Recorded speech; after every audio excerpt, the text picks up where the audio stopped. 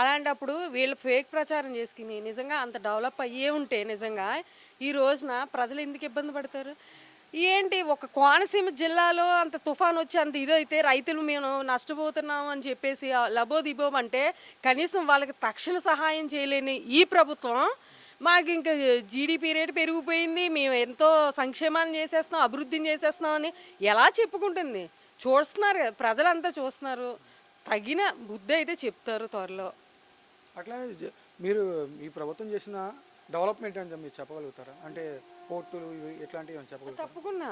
ఇప్పుడు జగన్మోహన్ రెడ్డి గారు ఎగ్జాంపుల్ ఇక్కడే తీసుకోండి. మన విజయవాడలో రిటర్నింగ్ వాళ్ళు నిజంగా ఆ రోజున వరదలు వచ్చినప్పుడు ఎంతలా కాపాడి ప్రజల్ని.